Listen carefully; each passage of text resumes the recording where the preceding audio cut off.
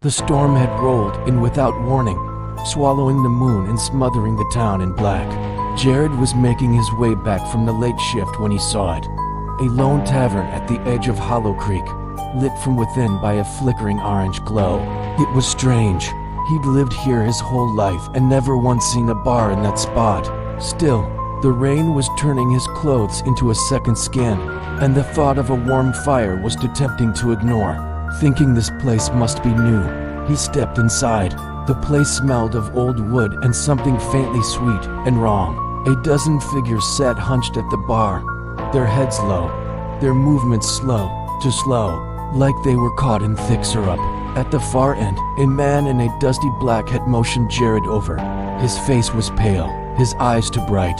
Cold night to be walking, the stranger said, sliding a glass toward him. Warm yourself up. On the house. Jared hesitated. The drink was dark red, almost black, with tiny ripples that moved as though the liquid was breathing.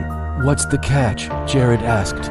The man's lips curled into something that wasn't quite a smile, and his eyes started to glow. Just one game. You drink with us until sunrise. If you can keep up, you walk away free. It was ridiculous.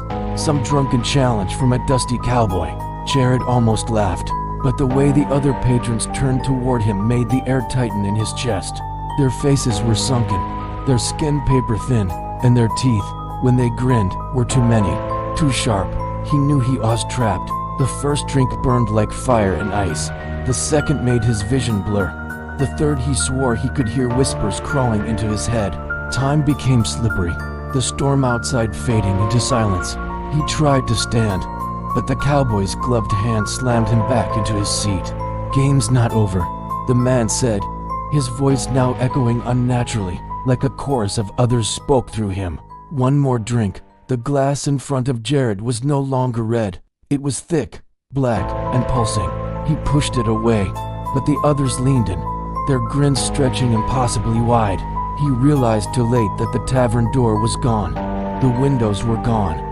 The fire's light had dimmed into an endless darkness that pressed against the walls. The cowboy tipped his hat. Drink, boy, or you'll be thirsty for a very long time. When the sun rose over Hollow Creek, the tavern was gone. But if you're ever out walking on a stormy night, some swear you can still hear the faint sound of clinking glasses in the wind, and see a pale man in a black hat waiting just inside the door with supernatural scattered whispers that lure you.